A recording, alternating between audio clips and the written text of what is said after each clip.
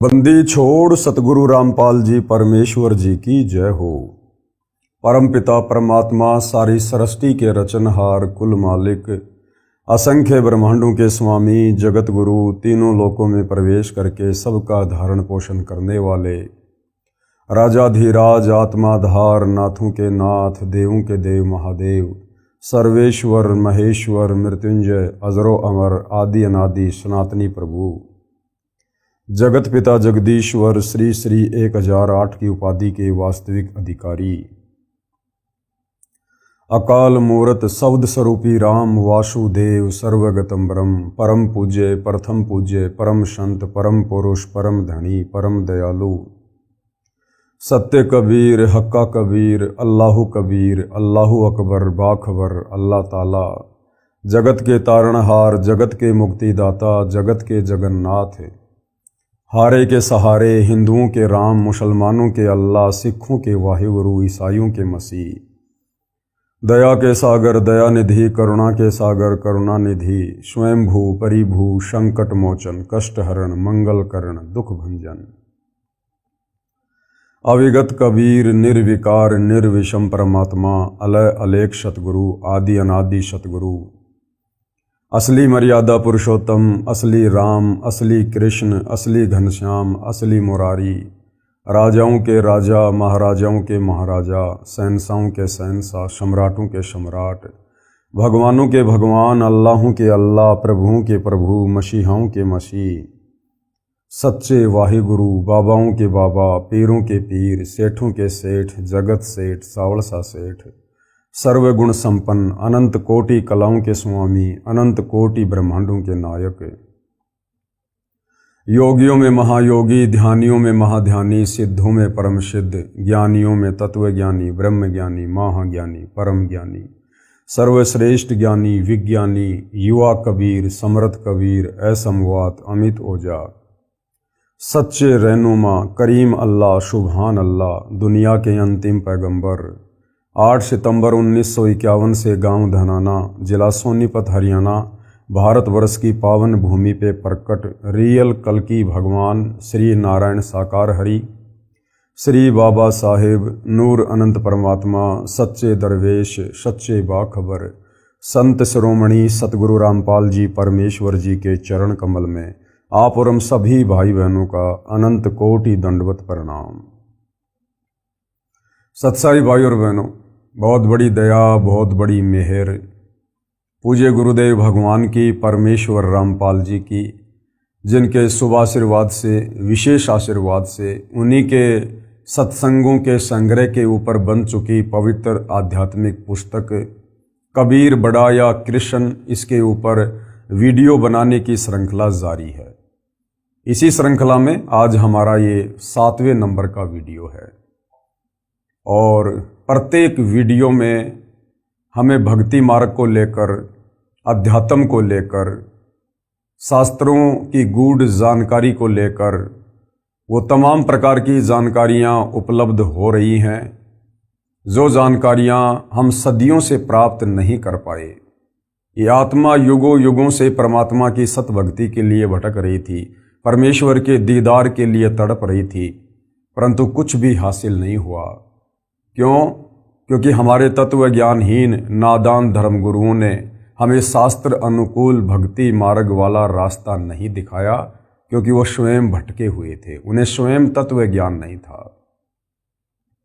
और तत्व ज्ञान के बिना सृष्टि रचना को समझे बिना जाने बिना आप किसी भी धर्म के धर्म ग्रंथ का सारांश नहीं समझ सकते।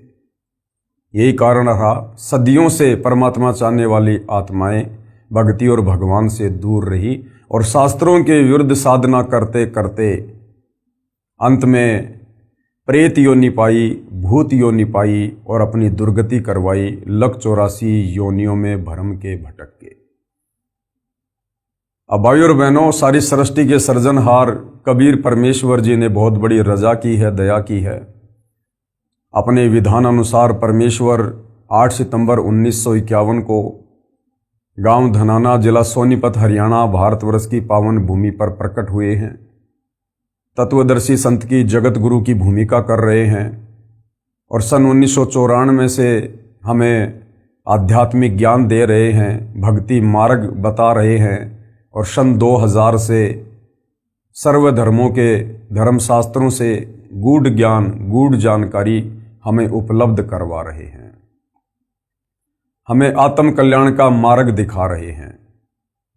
तो भाइयों और बहनों, ये जो पवित्र पुस्तक कबीर बड़ा या कृष्ण है, ये सर्व धर्मों के, सर्व धर्मशास्त्रों के ज्ञान से प्रमाणित है। विशेषकर हिंदू समाज के भाई बहनों के लिए ये पुस्तक किसी वरदान से कम नहीं है। यदि आपने दिल थामकर, धैर्य के साथ, रुचि लेकर, निष्पक्ष भाव से इस पवित्र पुस्तक कबीर बड़ा या कृष्ण को पढ़ लिया या इस पर बन रहे तमाम वीडियो देख लिए, आपको पता चलेगा कि वास्तव में वो एक सर्वशक्तिमान परमेश्वर कौन है, जिन्होंने सर्व ब्रह्मांडों की रचना की है, जिसके अधीन ये सभी दैवीय शक्तियां हैं। तो भाइयों और बहनों, हमारा जो टॉपिक है वो चल रहा है जनता की अदालत में। जनता की अदालत में शास्त्रों को लेकर, भक्ति और भगवान को लेकर विषय चालू है। कबीर जी की तरफ से उनके वकील हैं सतगुरु रामपाल जी। हालांकि कबीर परमेश्वर स्वयं ही अपने वकील होते हैं, लेकिन यहाँ पर भगत समाज को समझाने की दृष्टि से हम सतगुरु रामपाल जी को कबीर जी के वकील के रूप में पेश कर रहे हैं, जैसा कि इस पुस्तक में लिखा हुआ है।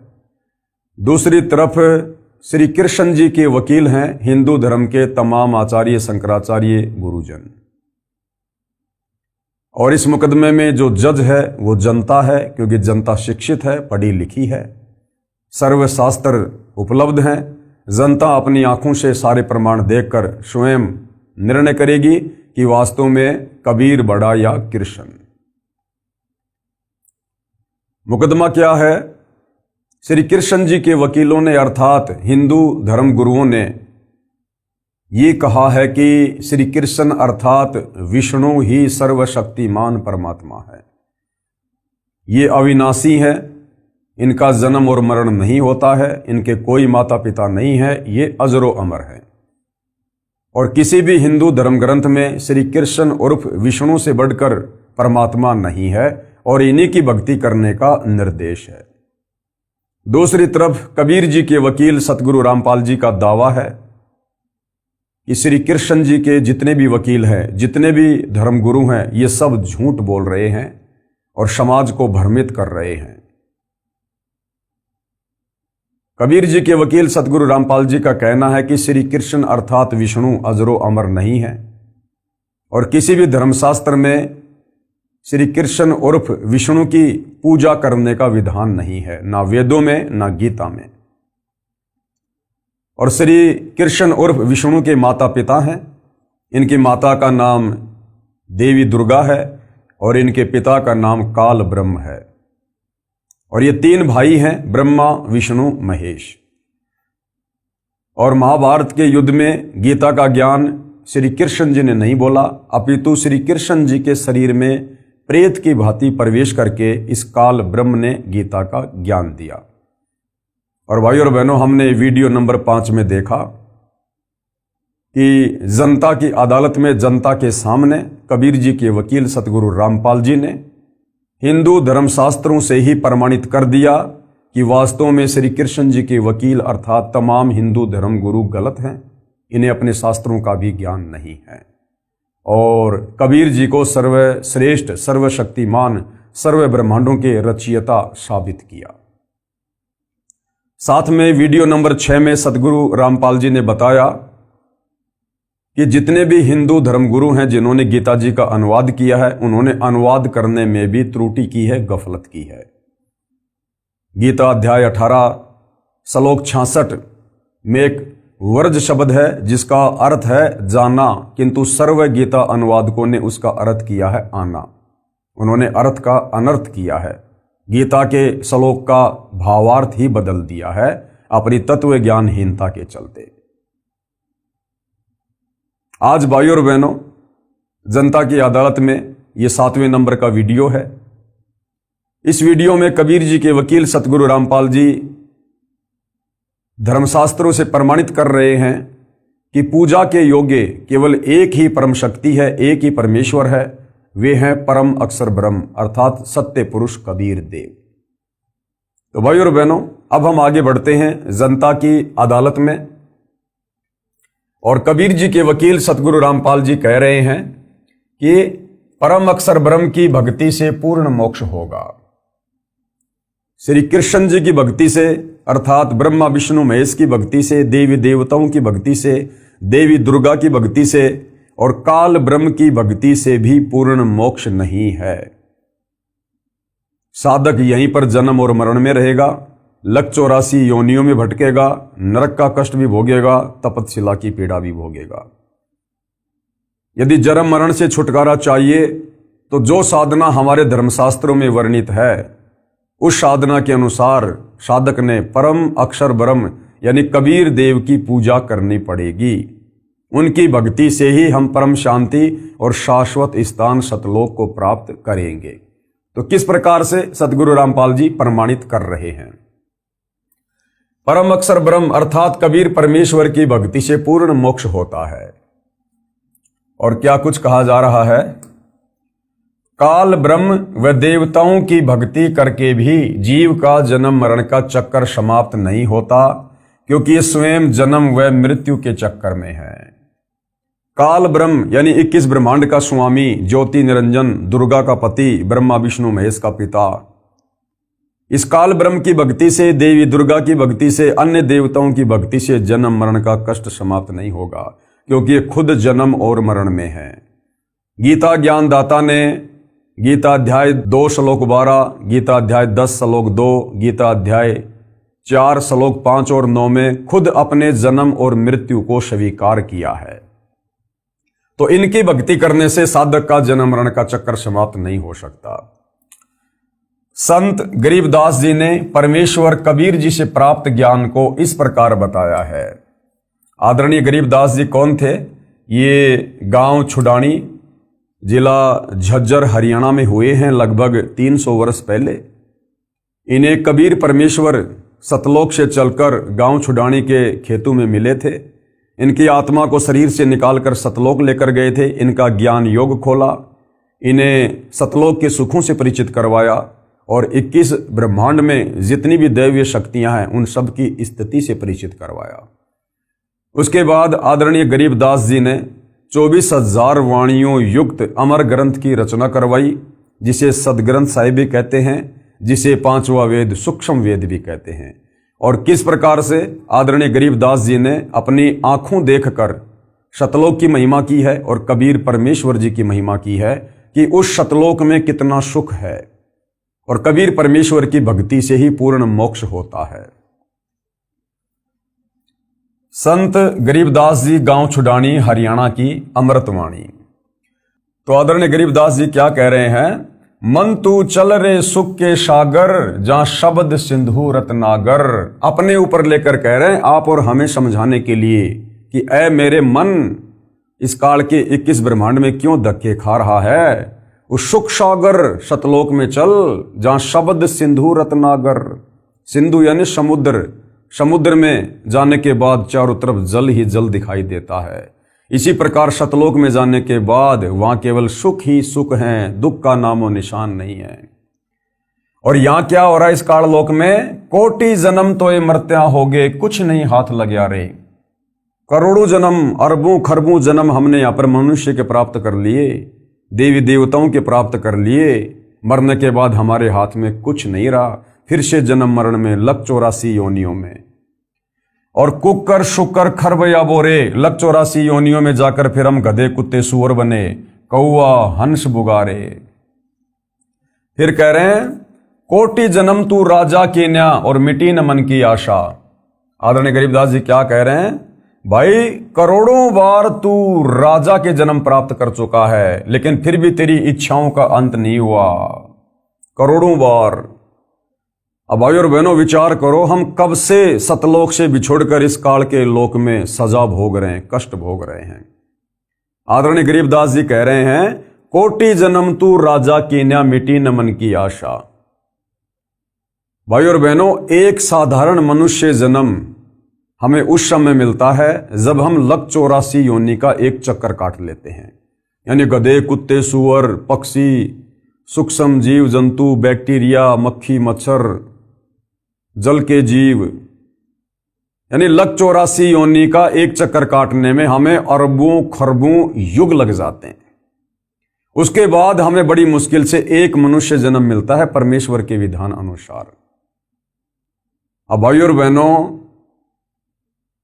करोड़ों मनुष्य जन्म जब हमें इस प्रकार से मिल जाते हैं, उसके बाद कहीं जाकर हमें एक उस मनुष्य जन्म में राजा का जन्म मिलता है।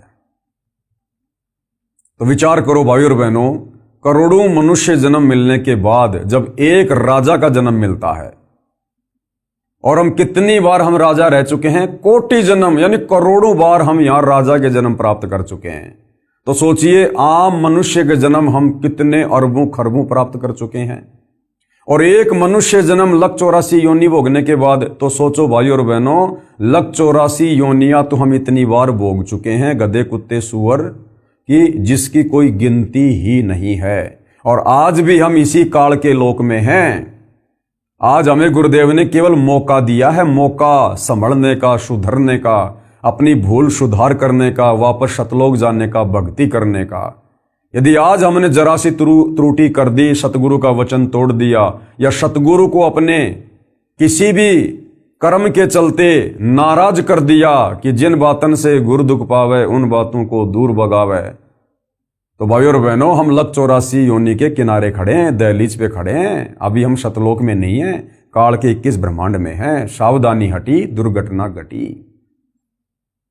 तो ये इतना सारा ज्ञान देने का, ये बड़े बड़े शास्त्र लिखने का, दिन रात गुरुदेव ने जो संघर्ष किया है पिछले 30 वर्षों से, केवल इसलिए कि हम आत्माएं अब वो गलती ना करें जो गलतियां हम युगों युगों से सतगुरु की शरण में आने के बाद भी करते आ रहे हैं, गुरु को मानुष मानकर भक्ति करने वाली। तो अब भाइयों और बहनों, सिर धड़की बाजी है। कोटि जन्म तू राजा की ना मिटी न मन की आशा। परमात्मा कहते हैं भाई करोड़ों बार तू राजा के जन्म प्राप्त कर चुका है, और राजा के जन्म में तो तेरे पास में सारा ठाट बाट होता है, सारा सुख होता है, और उस राजा के जन्म में भी तेरी इच्छाओं का कभी दमन नहीं हुआ, तेरी इच्छाओं का अंत नहीं हुआ। तो नालायक, आज तो तू एक साधारण सा व्यक्ति है, हैंड टू माउथ है, कोई मजदूरी करता है, कोई किसानी करता है, कोई खेती करता है, बड़ी मुश्किल से जीवन यापन करता है। आज तू क्या प्राप्त कर लेगा? क्यों दिन रात माया की दौड़ में आगे से आगे भाग रहा है? अब तुझे सतगुरु मिल गया, अब तो बैठ के भक्ति कर ले। जब तूने राजाओं के जन्म में कोई वो किला नहीं तोड़ा, अब तू इस दारिद्र वाले जीवन में, सामान्य व्यक्ति वाले जीवन में तू कौन सा रावण बन जाएगा, कौन सा तू धनपति बन जाएगा।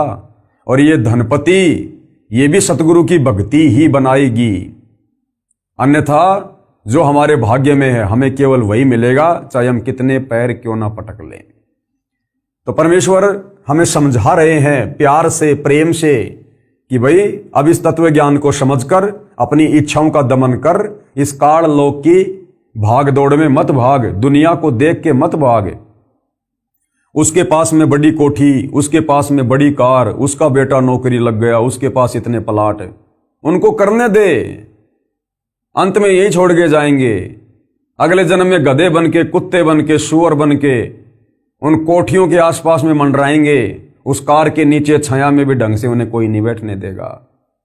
तो तत्व ज्ञान देकर गुरु हमारी बंद बुद्धि के दरवाजे खोलते हैं कि शांत हो जा, धैर्य से काम ले, विवेक से काम ले, इन सुखों की इच्छा तू सतलोक में कर। यहां के तो सुख सारे थोते हैं, जैसे एक नमक की बोरी और एक खांड की बोरी, दोनों का रंग सेम, दोनों का रंग बिल्कुल सेम, लेकिन नमक कितना खारा होता है और खांड कितनी मीठी होती है। तो ऐसी सृष्टि सतलोक में है, लेकिन वहां सब कुछ नूर से बना हुआ है। वहां की धरती नूर की है, वहां के इंसान नूर के हैं, वहां सर्व सुख हैं, सारी भोग विलास की वस्तुएं हैं। यहां की तरह वहां लड़ाई झगड़ा, राग द्वेष, ईर्ष्या, छल कपट, चोरी जारी, रिश्वत, धक्का मुक्की, धोखाधड़ी ये नहीं है। तो परमेश्वर हमें वहां ले जाना चाहते हैं, ये ज्ञान समझाकर। कोटि जन्म तू राजा की न मिटी न मन की आशा, और भिक्षुक होकर दर दर हांड्या मिला न निर्गुण रासा। और बहुत सारे जन्मों में तू साधु संत बनकर भगत बनकर तूने परमात्मा प्राप्ति के लिए भी कठिन प्रयत्न किए, लेकिन तुझे वो निर्गुण रासा अर्थात मोक्ष मार्ग नहीं मिला। अब मिला है तो अब तू गफलत कर रहा है, तो फिर भाई कैसे बात बनेगी। फिर क्या कह रहे हैं आदरणीय गरीबदास जी, इंद्र कुबेर ईश की पदवी और ब्रह्मा वरुण धर्मराया, विष्णुनाथ के लोक को जाकर तू बहुर वापस आया। कि हे मन, ये काल जब तू मनुष्य जन्म प्राप्त करता है तो तेरे 3 इंजेक्शन लगवा देता है, रजगुण ब्रह्मा का, सतगुण विष्णु का, तमगुण शंकर का, और तू अपनी तमाम याददाश्त को खो बैठता है कि मैं पूर्व जन्म में क्या था, कहाँ था, मैं राजा भी रह चुका हूं, मैं देवता भी रह चुका हूं, मैं ब्रह्मा विष्णु महेश के पद को भी प्राप्त कर चुका हूं। तो अब हमें सतगुरु याद दिला रहे हैं कि हे मन, तू देवताओं का राजा इंद्र भी रह चुका है, तू धन का देवता कुबेर भी रह चुका है, और ईश की पदवी यानी ब्रह्मा विष्णु महेश के पद भी तू प्राप्त कर चुका है। ब्रह्मा वरुण धर्मराया और विष्णुनाथ के पुर को जाकर और विष्णु भगवान के लोक में जाकर भी तू वापस आ चुका है, बहुर अपूठा आया। यानी तूने इस मनुष्य जन्म में इस पृथ्वी पर भक्ति करके काल की, या कभी सतगुरु आए उनसे उपदेश लेकर टूटी फूटी भक्ति की, बीच में छोड़ दी, उस भक्ति के प्रतिफल में तू ऊपर के लोकों में देवपद भी प्राप्त कर चुका है, लेकिन फिर भी तेरी इच्छाओं का अंत नहीं हुआ, तुझे वो परमात्मा नहीं मिला, तुझे वो भक्ति मार्ग नहीं मिला जो तुझे पूर्ण मोक्ष प्रदान करवा दे, और यदि मिला तो उस पर तू नहीं रुक पाया। तो कहने का मतलब है कि अब तुझे मौका मिला है, अब तुझे परमात्मा ने फिर से सुअवसर दिया है, तेरे ऊपर मेहरबान हुए हैं, अब इस मौके को मत चूक, इस ज्ञान को आधार बना। फिर क्या कह रहे हैं, असंख्य जन्म तो ये मरत्या होगे, जीवित क्यों ना मरे रे, और 12 मध्य महल मठ बोरे, बहुर ना दे धरे रे। गरीबदास जी कह रहे हैं असंख्य जन्म तो ये मरते होंगे और जीवित क्यों ना मरे रे, कि हर बार तू मनुष्य जन्म प्राप्त करता है, हर बार तेरी मृत्यु होती है, और तेरा जोड़ा जाड़ा धन, तेरा परिवार, तेरी संपत्ति यहीं पर रह जाती है, तू हाय हाय करता हुआ मर जाता है। यहीं पर किसी न किसी धन में, बेटा में, बेटी में, पोता में, पोती में तेरी आस्था रह जाती है, और तू यहीं पर वापस गधा कुत्ता शुअर बनकर घूमता रहता है। अब गरीबदास जी कह रहे हैं भैया तुझे तत्व ज्ञान मिल गया, तुझे सतगुरु मिल गया, अब तू जीवित मरना सीख ले। अब तुझे गुरु ने सतलोक से इस काल लोक की तुलना करके दिखा दी कि ये तो खोकापुर है, खोकापुर, यहां कुछ नहीं है सिवाय कष्टों के, दुखों के, पीड़ाओं के, जन्म और मरण के, लग 84 योनियों के। तो अब तू जीवित मर जा, यानी इस काल लोक की किसी भी वस्तु की डिमांड अपने हृदय में मत रख, अपने सतगुरु से मत कर। और भक्ति करने के लिए इस गंदे लोक में जब तक तेरी श्वास है तब तक जीवित रहने के लिए तुझे जिन जिन वस्तुओं की आवश्यकता होगी, तेरा सतगुरु समय से पहले तेरे सामने लाके खड़ी कर देगा। इसलिए अब तू अपना टारगेट केवल मोक्ष प्राप्ति बना और जीवित मर जा। कोई तुझे गाली दे, कोई तेरे साथ मार पिटाई करे, कोई तेरे ऊपर मुकदमा करे, कोई तुझे गुंडा कहे, भूंडा कहे, सब सहन कर। क्यों? क्योंकि ये तेरा अंतिम मनुष्य जन्म है। और भाइयों और बहनों, आप और हमारे में से यदि किसी को ये पता चल जाए, हमें दिखा दिया जाए भविष्य के दर्पण में कि भैया 24 घंटे बाद कल रात्रि 9 बजे तेरी मृत्यु है, तू संसार छोड़कर जाएगा, और उसको भी बिल्कुल कन्फर्म हो जाए कि हाँ 24 घंटे बाद मेरी मृत्यु है, भाई और बहनों, उस व्यक्ति की स्थिति क्या होगी? उसे ना कोई यहां पर अपना मित्र दिखाई देगा, ना यहां उसे अपना कोई दुश्मन दिखाई देगा। पहले चाहे कोई उसका मित्र था, कोई दुश्मन था, लेकिन अब उसको पता चल गया कि 24 घंटे बाद तू संसार में नहीं रहेगा, तेरी मृत्यु है, तुझे सब कुछ छोड़ के जाना पड़ेगा। वो बिल्कुल ऐसा रहेगा उन्मना उन्मना, उदास हो जाएगा, निराश हो जाएगा, ना किसी से बात करने का जी करेगा, ना कुछ अच्छा खाना पीना खाने का जी करेगा। उसे पता है कि 24 घंटे बाद तेरी मृत्यु है। यहां की किसी भी वस्तु में उसकी इच्छा नहीं बनेगी। जैसे बुखार के रोगी को मीठी से मीठी वस्तु भी अच्छी नहीं लगती, इसी प्रकार संत हमें यही बताते हैं, यही समझाते हैं, हमें भविष्य का दर्शन करवाते हैं कि भाई ये काल का लोक है, ये तेरा घर नहीं है। तुम यहां पर सतलोक में अपने पिता से गद्दारी करके, धोखा करके, इस काल के ऊपर आसक्ति करके अपनी गलती से यहां आए हो, कष्ट भोग रहे हो, और अब तुम्हें वापस सतलोक चलना है। असंख्य युगों के बाद अब तेरा दाव लगा है, तुझे तत्वदर्शी संत मिला है। तो कहते हैं जिसको ये बात अच्छे से समझ में आ जाएगी तत्वदर्शी संत की, उसके बाद उसकी आस्था इस काल लोक की वस्तु में ऐसी रह जाएगी। यहां किसी भी वस्तु की वो डिमांड नहीं करेगा, इच्छा नहीं करेगा, वो केवल सतलोक चलने की ही तैयारी करेगा। तो कहते हैं असंग जन्म तोय मरत्या होगे, जीवित क्यों न मरे रे। और द्वादश मध्य महल मठबोरे, यानी 12वां द्वार पार करके जो अक्षर पुरुष का लोक है, उस अक्षर पुरुष के लोक को पार करने का जो द्वार है वो है 12वां द्वार। कहते हैं उसके बाद महल मठबोरे, यानी वो सतलोक है जहां जाने के बाद बहुर ना दे धरे रे। फिर तू कभी शरीर धारण नहीं करेगा, ये 5 तत्व वाला, वहां तुझे नूरी शरीर मिलेगा, शब्द से तेरी उत्पत्ति होगी और सदा तू वहां पर ठाट बाट करेगा। फिर आगे क्या समझाया आदरणीय गरीबदास जी ने, दो जग बहिस्त सभी ते देखे राजपाट के रशिया, और 3 लोक से तिरपत नाई ये मन भोगी खशिया।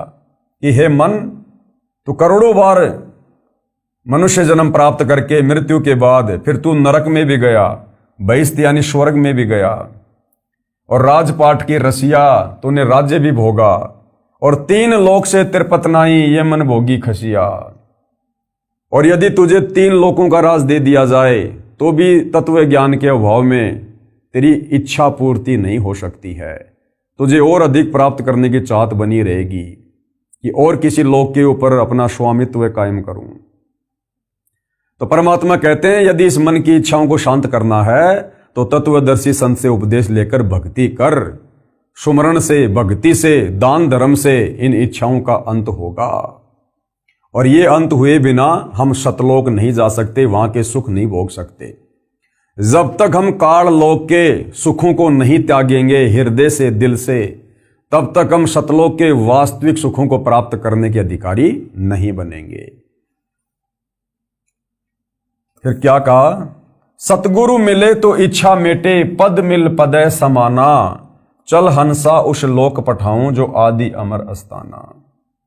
ये इच्छाएं कैसे समाप्त होंगी? सतगुरु मिले तो इच्छा मेटे। सतगुरु हमें तत्व ज्ञान देगा, हमें काल लोक से सतलोक की तुलना करके दिखाएगा, यहां के दुखों से परिचित करवाएगा, सतलोक के सुखों से अवगत करवाएगा।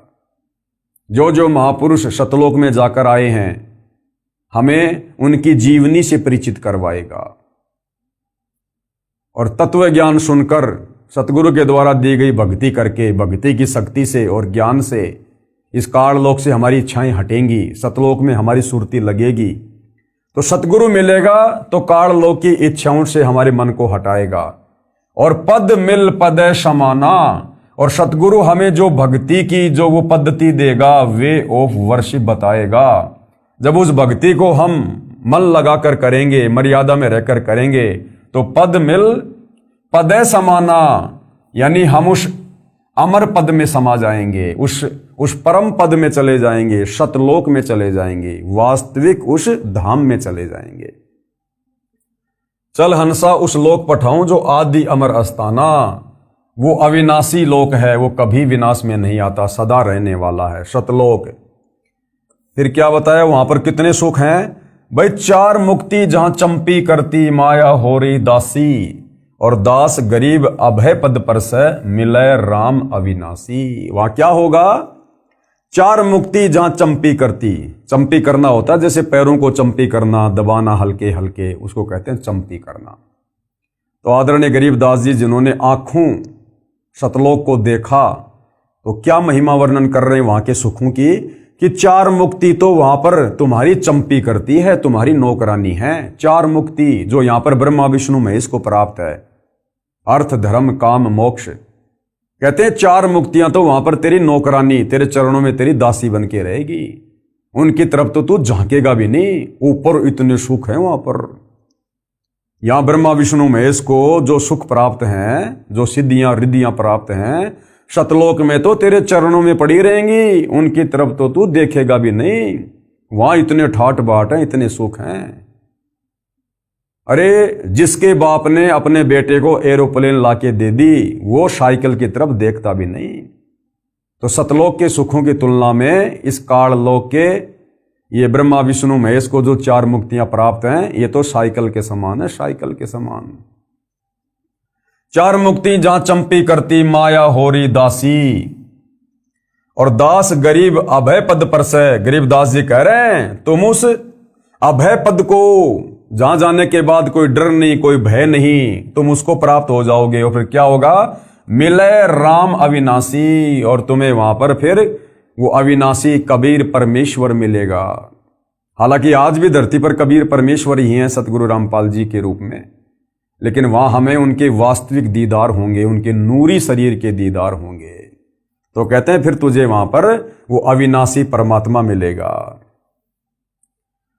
सूक्ष्म वेद की वाणी का सरलार्थ है, आत्मा अपने साथी मन को अमर लोक के सुख तथा इस काल ब्रह्म के लोक के दुख को बताकर सुख के सागर रूपी अमर लोक यानी सतलोक में चलने के लिए प्रेरित कर रही है।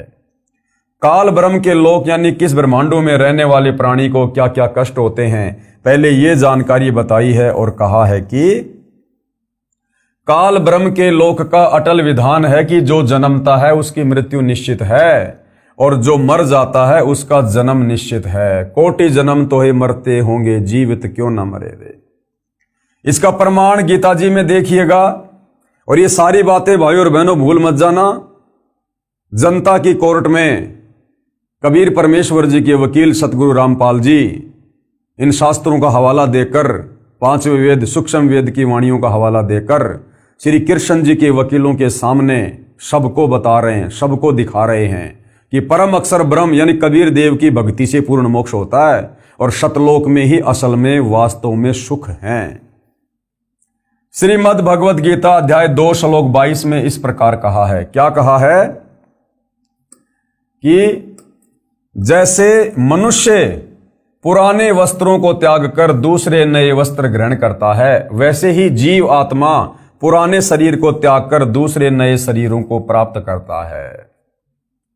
गीता अध्याय 2 श्लोक 27 में क्या कहा है? क्योंकि जन्मे हुए की मृत्यु निश्चित है, यानी इस काल के लोक में जो जन्म लेता है उसकी मृत्यु निश्चित है, और मरे हुए का जन्म निश्चित है, और जो मर गया उसके बाद किसी अन्य योनि में, चाहे गधा, कुत्ता, सुअर, देवता या मनुष्य, फिर उसका जन्म निश्चित है। अर्थात जन्म और मरण 21 ब्रह्मांड का अटल नियम है। इसलिए बिना उपाय वाले विषय में तू शोक करने के योग्य नहीं है। इसलिए कह रहा कि अगर तेरे पास में सतलोक वाली भक्ति नहीं है, अगर तेरे पास में मोक्ष प्राप्ति वाला मार्ग नहीं है, तो अर्जुन दुख करने की कोई आवश्यकता नहीं है। चाहे कितना दुखी हो ले, कितना शोक कर ले, तू रहेगा यही जन्म और मरण में, जब तक तेरे पास में विकल्प नहीं है शास्त्र अनुकूल साधना का। श्रीमद् भगवद गीता शास्त्र से स्पष्ट हुआ कि काल ब्रह्म के लोक का अटल नियम है कि जन्म तथा मृत्यु सदा बने रहेंगे।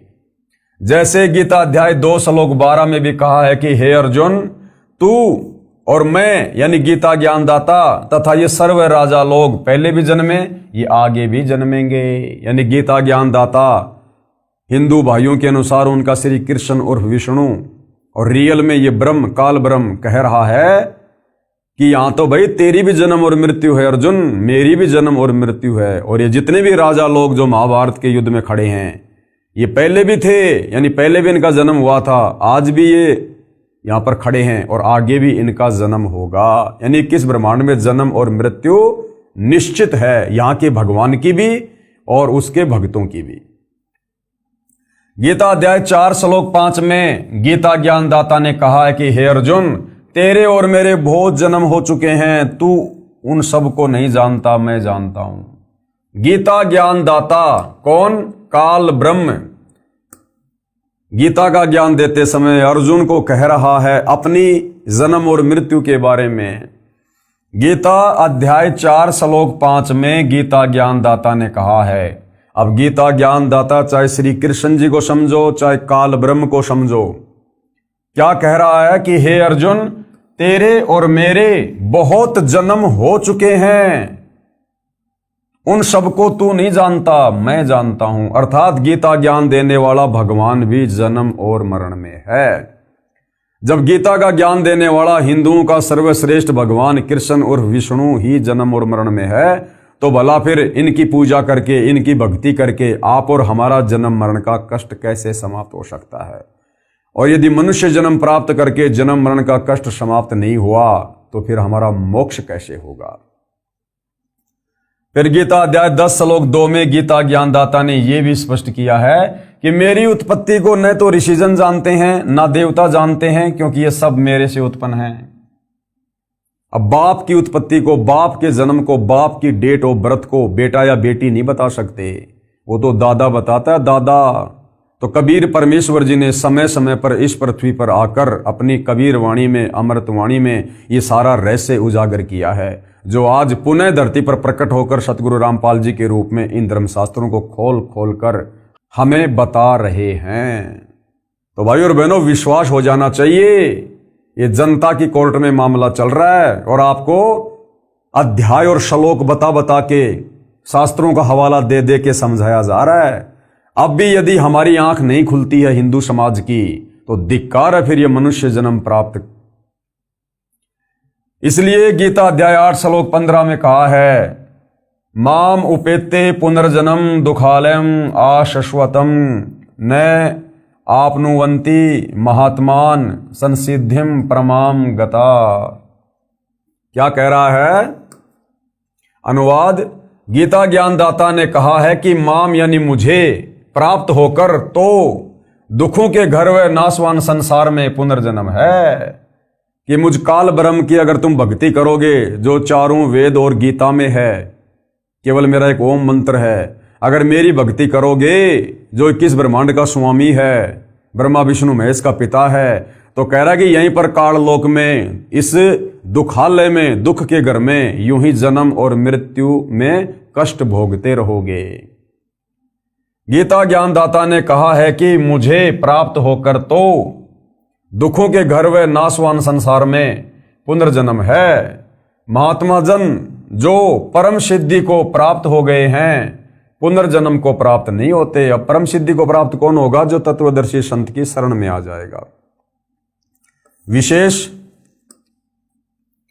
पाठक जनों से निवेदन है कि मुझ लेखक सतगुरु रामपाल जी से पहले सभी अनुवादकों ने, यानी गीता जी के अनुवादकर्ताओं ने, इस श्लोक का गलत अनुवाद किया है, क्योंकि तत्व ज्ञान तो इनको था नहीं, और तत्व ज्ञान के बिना आप किसी भी धर्मशास्त्र का यथार्थ अनुवाद नहीं कर सकते।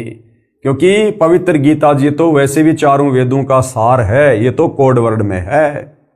गीता ज्ञानदाता ने कहा है कि मुझे प्राप्त होकर पुनर्जन्म को प्राप्त नहीं होते। ऐसा नहीं कहा उसने कि मुझे प्राप्त होकर अर्जुन फिर तुम पुनर्जन्म को प्राप्त नहीं होगे।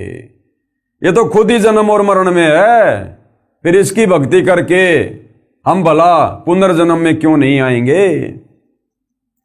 विचार करें, पहले लिखे अनेकों गीता के श्लोकों में आप जी ने पढ़ा कि गीता ज्ञानदाता ने स्वयं कहा है कि मेरे तथा तेरे अनेकों जन्म हो चुके हैं। गीता अध्याय 2 श्लोक 12, गीता अध्याय 10 श्लोक 2, गीता अध्याय 4 श्लोक 5 और 9 में खुद गीता ज्ञानदाता अपनी जन्म और मृत्यु स्वीकार कर रहा है।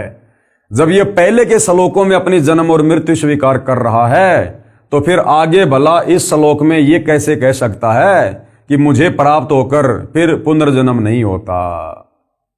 फिर भी इस श्लोक का ये अर्थ करना कि मुझे प्राप्त महात्मा का पुनर्जन्म नहीं होता, गीता की यथार्थता के साथ खिलवाड़ करना तथा अर्थों का अनर्थ करना मात्र है। परमात्मा के दोषी बने हैं, परमात्मा के दोषी, भगत समाज को भ्रमित करके, शास्त्रों का यथार्थ अनुवाद ना करके। सूक्ष्म वेद की अमृतवाणी का भावार्थ है, वाणी का सरलार्थ। आत्मा और मन को पात्र बनाकर संत गरीबदास जी ने संसार के मानव को समझाया है।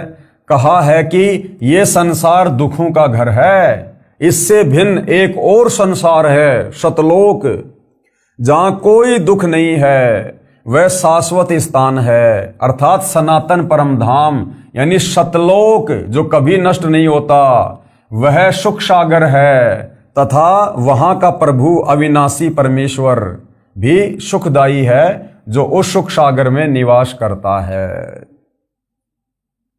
सुख सागर अर्थात अमरलोक की संक्षिप्त परिभाषा बताई है।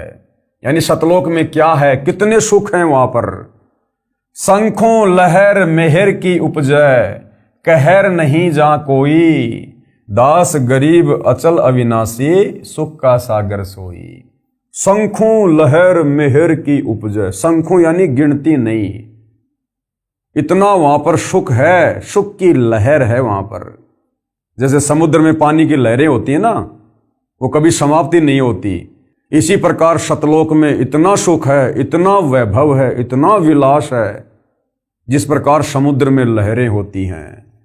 शंखों लहर मेहर की उपजय, कहर नहीं जा कोई, और दास गरीब अचल अविनाशी, सुख का सागर सोई। वास्तव में वो सतलोक ही स्थायी स्थान है और सुख का सागर है। उसके अलावा और कोई सुख का सागर है ही नहीं। अक्षर पुरुष के 7 संग ब्रह्मांडों में और काल के 21 ब्रह्मांडों में सुख नाम की चीज नहीं। केवल नाम है सुख, लेकिन वस्तु यहां सुखदायक नहीं है। भावार्थ, जिस समय मैं अकेला होता हूं, यानी पूज्य गुरुदेव भगवान अपने ऊपर उदाहरण पेश कर रहे हैं। हालांकि ये तो परमेश्वर हैं, परमात्मा हैं, सुख के सागर हैं, इनका तो सबके प्रति समदृष्टि भाव रहता है। इनमें राग द्वेष ईर्ष्या किसी भी प्रकार का कोई रजोगुण तमोगुण सतोगुण कुछ भी नहीं होता है। ये निर्मोही परमात्मा है। लेकिन आप और हमें भक्ति मार्ग को समझाने के लिए अपने ऊपर उदाहरण पेश कर रहे हैं। जिस समय मैं अकेला होता हूं तो कभी कभी ऐसी हिलोर अंदर से उठती है, उस समय सब अपने से लगते हैं। चाहे किसी ने मुझे कितना ही कष्ट दे रखा हो, उसके प्रति द्वेष भावना नहीं रहती, सब पर दया भाव बन जाता है। ये स्थिति कुछ मिनट ही रहती है। उसको मेहर की लहर कहा जाता है। सतलोक अर्थात सनातन परम धाम में जाने के पश्चात प्रत्येक प्राणी को इतना आनंद आता है, वहां पर ऐसी असंख्यों लहरें आत्मा में उठती रहती है, क्योंकि वहां कोई राग द्वेष नहीं है, कोई लड़ाई झगड़ा नहीं, कोई मन मुटाव नहीं, किसी चीज का वहां पर कोई अभाव नहीं। भाई मन में राग द्वेष ऊंच नीच का भाव तो उस समय आएगा जब कोई गरीब होगा, कोई अमीर होगा, और उन अमीरों के सुखों को देखकर वो गरीब आदमी ना जाने अपने मन में क्या क्या सोचेगा। तो ये ऊंच नीच का भाव, राग द्वेष का भाव उस समय उत्पन्न होता है जहां पर समानता नहीं होती है। तो सतलोक में तो कबीर परमेश्वर जी ने सबको एक जैसा सुख दे रखा है, सबको एक जैसी वस्तुएं उपलब्ध करवा रखी हैं, किसी के घर में किसी प्रकार की कोई कमी नहीं है। तो वहां पर एक दूसरे के प्रति राग द्वेष उपजता ही नहीं है। जब वह लहर मेरी आत्मा से हट जाती है तो वही दुखमय स्थिति प्रारंभ हो जाती है। उसने ऐसा क्यों कहा, वह व्यक्ति अच्छा नहीं है, वो हानि हो गई, ये हो गया, वो हो गया, ये कहर यानी दुख की लहर कही जाती है। अब ये भाव सतगुरु रामपाल जी में उत्पन्न नहीं होते, क्योंकि ये तो परमेश्वर हैं। हम इंसानों की स्थिति बता रहे हैं अपने ऊपर लेकर, कि कभी कभार थोड़ी बहुत देर के लिए हमारे मन में वो लहर की मेहर उठती है, हमें दुश्मन भी मित्र नजर आता है, लेकिन होता है थोड़े समय के लिए। उसके बाद फिर से हमारे दिलो दिमाग में, हमारे मन में वही बकवाद, वही खरपतवार, कभी रजोगुण, कभी शतोगुण, कभी तमोगुण। उसने उधार ले रखा है, अभी तक दिया नहीं है, कल जाऊंगा, नहीं देगा तो ये कर दूंगा, वो कर दूंगा, या हमारे से कोई पैसा मांगने आया है, हमारे पास में पैसा नहीं है, झूठ बोलते रहते हैं, छुपते रहते हैं, यानी बहुत तरह की बातें। ये हम जीवों की स्थिति गुरुदेव अपने ऊपर लेकर हमें समझा रहे हैं कि यहां पर तो दुख ही दुख हैं। यहां पर तो कभी एक आध बार कोई वो लहर की मेहर आती है, मेहर की लहर, अन्यथा यहाँ तो कहर ही कहर है, कहर ही कहर है। और सतलोक में सदा वहां पर मेहर की लहर उठती रहती है, उठती रहती है, अनवरत, कंटिन्यू, इतना सुख है वहां पर। कहने का मतलब है भाई और बहनों, सतलोक के सुखों के विषय में बताकर इस काल लोक से गुरुदेव हमारी वृत्ति को हटाना चाह रहे हैं। उस सतलोक में असंख्य लहर मेहर यानी दया की उठती हैं, वहां कोई कहर यानी भयंकर दुख नहीं है। वैसे तो सतलोक में कोई दुख नहीं है, कहर का अर्थ है भयंकर कष्ट होता है। जैसे एक गांव में आपसी रंजिश के चलते विरोधियों ने दूसरे पक्ष के एक परिवार के 3 सदस्यों की हत्या कर दी। वहीं पर भूकंप के कारण हजारों व्यक्ति मर जाते हैं, उसे कहते हैं कहर टूट पड़ा या कहर कर दिया। ऊपर लिखी वाणी में सुख सागर की परिभाषा संक्षिप्त में बताई है, यानी सतलोक के सुखों का वर्णन किया नहीं जा सकता, ये जिव्या से बोलकर नहीं बताया जा सकता, इतने सुख हैं वहां पर। तो गुरुदेव कह रहे हैं आप लोगों को आंशिक जानकारी दे रहे हैं। कहा है कि वह अमर लोक अचल अविनाशी अर्थात कभी चलायमान नहीं है, वहां कभी भी कोई प्रलय नहीं आती है। जैसे 21 ब्रह्मांड ये नष्ट होता है जब प्रलय आती है, अक्षर पुरुष के साथ संग ब्रह्मांड भी समय आने पर उत्पत्ति और प्रलय में आते हैं, नष्ट होते हैं। लेकिन सतलोक वहां कभी कोई प्रलय नहीं आती है, वहां कोई भूकंप नहीं, कोई आंधी नहीं, कोई ओलावृष्टि नहीं, किसी चीज का कोई अभाव नहीं। वो अचल अविनाशी है, सदा रहने वाला अजरो अमर स्थान है। सतलोक कभी ध्वस्त नहीं होता तथा वहां रहने वाला परमेश्वर अविनाशी है। और सतलोक में रहने वाला कबीर भगवान भी अविनाशी है, इस काल की तरह नाशवान नहीं है, अक्षर पुरुष की तरह जन्म और मृत्यु में नहीं है, वो अविनाशी परमेश्वर है। और जब हम सतलोक चले जाएंगे तो हम आत्माएं भी अविनाशी पद को प्राप्त होंगी, हम भी फिर कभी मृत्यु में नहीं आएंगे। तथा वहां रहने वाला परमेश्वर अविनाशी है। वह स्थान तथा परमेश्वर सुख का समुद्र है। जैसे समुद्री जहाज बंदरगाह के किनारे से 100 या 200 किलोमीटर दूर चला जाता है तो जहाज के यात्रियों को जल अर्थात समुद्र के अतिरिक्त कुछ भी दिखाई नहीं देता, सब और जल ही जल नजर आता है। इसी प्रकार सतलोक में सुख के अतिरिक्त कुछ भी नहीं है, अर्थात वहां कोई दुख किसी भी प्रकार का नहीं है। तो भाई और बहनों, इतना सुंदर लोक, इतना अच्छा लोक, जिसको हम नालायक अपनी नालायकी के चलते इस काल बलि के चक्कर में आकर छोड़कर आ गए हैं और यहां पर हम कहर पे कहर भोग रहे हैं। अब फिर से आप और हमारे ऊपर रजा हुई है, दया हुई है, दीन दयाल परमात्मा सतलोक से चलकर संत रूप में आए हैं। तो भाई और बहनों, अब हमने इस शु अवसर को हाथ से गंवाना नहीं है। अब पूर्व में लिखी वाणी का सरलार्थ किया जाता है। मन तू चल रे सुख के सागर, जहां शब्द सिंधु रत्नागर, कोटि जन्म तोए भरमत होगे, कुछ नहीं हाथ लग्या रे, कुकर शुकर खरबया बोरे, कौआ हंस बुगारे। क्या अनुवाद किया गुरुदेव ने? परमेश्वर कबीर जी ने अपनी अच्छी आत्मा संत गरीबदास जी को सूक्ष्म वेद समझाया। उसको संत गरीबदास जी गांव छुडानी जिला झज्जर हरियाणा प्रांत वाले ने आत्मा तथा मन को पात्र बनाकर विश्व के मानव को काल ब्रह्म के लोक का कष्ट तथा सतलोक का सुख बताकर उस परम धाम सतलोक में चलने के लिए सत्य साधना जो शास्त्रोक्त है यानी शास्त्रों के अनुसार है उसको करने की प्रेरणा की है। मन तू चल रे सुख के सागर अर्थात हे मन तू चल रे सुख के सागर अर्थात हे मन तू सनातन परम धाम में चल। शब्द को अविनाशी अर्थ दिया है क्योंकि शब्द नष्ट नहीं होता, इसलिए शब्द का अर्थ अविनाशीपन से है कि वह स्थान अमरत्व का सिंधु अर्थात सागर है और मोक्ष रूपी रतन का आगार अर्थात खान है। इस काल ब्रह्म के लोक में आप जी ने भक्ति भी की, परंतु शास्त्र अनुकूल साधना बताने वाले तत्वदर्शी संत न मिलने के कारण आप करोड़ों जन्मों से भटक रहे हैं। कोटि जन्म तोए भ्रमित होगे, कुछ ने हाथ लग्या रे। करोड़ों अरबों रुपए संग्रह करने में पूरा जीवन लगा देते हो, अचानक मृत्यु हो जाती है। वह जोड़ा हुआ धन जो आपके पूर्व के संस्कारों से प्राप्त हुआ था उसे छोड़कर संसार से चला गया। उस धन के संग्रह करने में जो पाप किए वे आप जी के साथ गए। आप जी ने उस मानव जीवन में तत्वदर्शी संत से दीक्षा लेकर शास्त्र विधि अनुसार भक्ति की साधना नहीं की, जिस कारण से आपको कुछ हाथ नहीं आया। पूर्व के पुण्यों के बदले धन ले लिया, यानी पहले किसी मनुष्य जन्म में हमने जैसी भक्ति साधना दान धर्म किया उसका प्रतिफल हमें अगले मनुष्य जन्म में मिल गया, लेकिन उसको भी अंत में हम मृत्यु के बाद यहीं पर छोड़ के चले जाते हैं खाली हाथ। वो धन यहीं रह गया, आपको कुछ भी नहीं मिला। आपको मिले धन संग्रह तथा भक्ति शास्त्र अनुकूल न करने के पाप। क्या मिला हमारे को? आपको मिले धन संग्रह तथा भक्ति शास्त्र अनुकूल न करने के पाप, यानी हमने धन को संग्रह करने में। अब भाई और बहनों, एक राजा होता है, अब राजा धन संग्रह करने में कितना पाप करता है। दूसरे राजा के ऊपर चढ़ाई कर देता है, लाखों हजारों सैनिकों को मरवा देता है, केवल धन प्राप्ति के लिए, राज्य प्राप्ति के लिए, जमीन प्राप्ति के लिए।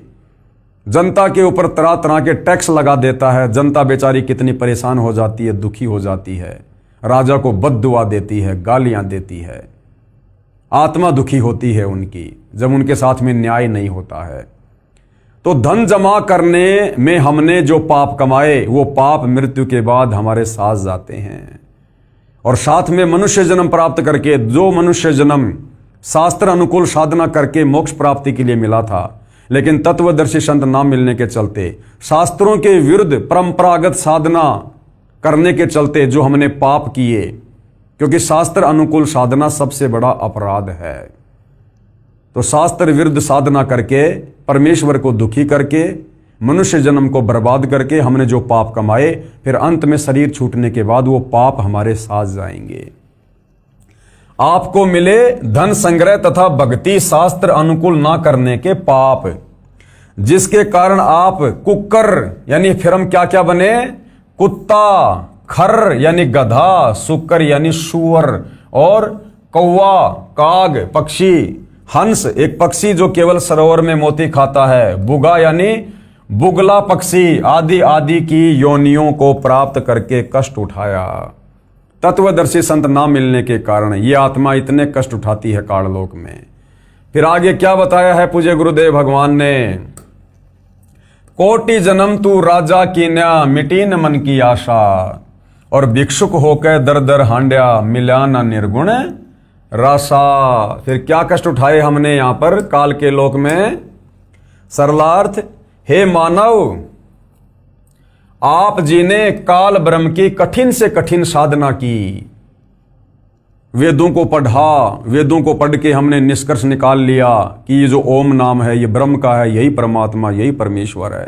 था वो काल, उसकी प्राप्ति के लिए, मोक्ष के लिए ना जाने हमने कैसी कैसी कठिन साधनाएं की, घर छोड़ दिया, संपत्ति छोड़ दी, तत्व ज्ञान के अभाव में जंगलों में चले गए, गुफाओं में चले गए।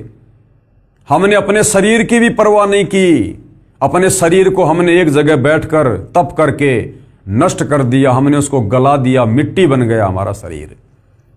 भाई और बहनों, ये बातें बिल्कुल सत्य हैं, ये गलत नहीं हैं, लेकिन उसके बावजूद भी हमें परमात्मा नहीं मिला, क्योंकि हमारा भक्ति का मार्ग सही नहीं था, शास्त्रों के अनुसार नहीं था। हमें कोई तत्वदर्शी संत नहीं मिला, जिस कारण से हमने अपने शरीर की भी परवाह नहीं की, शरीर भी हमने गला दिए, नष्ट कर दिए, कि हमें मोक्ष मिल जाए, हमें भगवान मिल जाए, हमारा जन्म मरण से छुटकारा हो जाए। ऐसी ऐसी कठिन साधनाएं, घोर साधनाएं आप और हमने युगों युगों की है, असंख्यों बार की है। आप जो एक छोटा सा वीडियो दिखाता हूं वर्तमान का।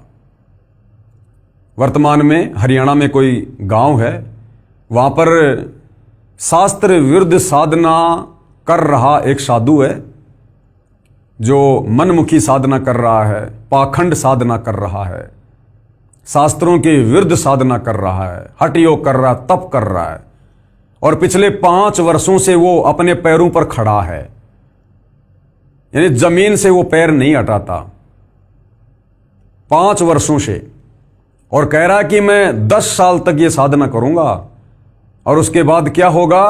उसके बाद मुझे शंकर जी के दर्शन होंगे, यानी जो भी उसका इष्ट देव है कि वो मुझे दर्शन देंगे। अगर उसने दर्शन दे भी दिए तो क्या मिलेगा भाई और बहनों? क्या मिलेगा? वो कह रहा कि मुझे 10 साल के बाद में ऐसी घोर साधना करने के बाद, आप ये वीडियो देखिए एक बार भाई और बहनों, इनके पैरों की क्या हालत हो रही है। अभी तो इनकी साधना 5 साल और बाकी है। 5 साल में इनके पैरों की क्या हालत होगी, हाथी जैसे पांव हो गए। इनके सेवक दिन रात इनके पांव में दवाई लगाते रहते हैं, तेल लगाते रहते हैं, पीड़ा बहुत ज्यादा हो रही है।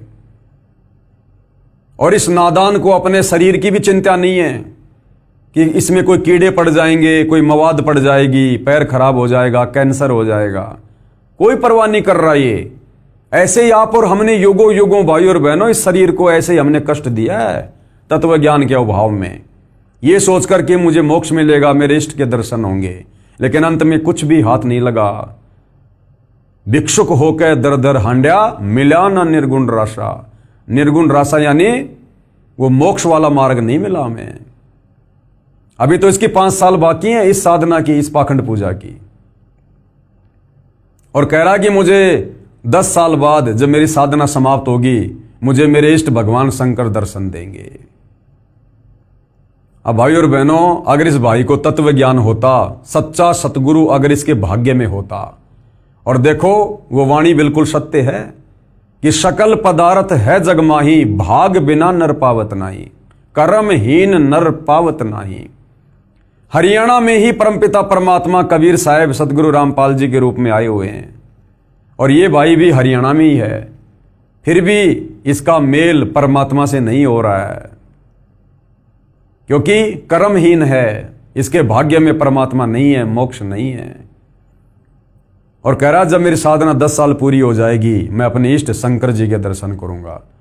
अब आप और हमें पता है भाई और बहनों, आज गुरुदेव ने हमारी आंखें खोल दी, वरना हमने भी असंख्य जन्म ऐसे डले ढोए शास्त्र विरुद्ध साधना करके।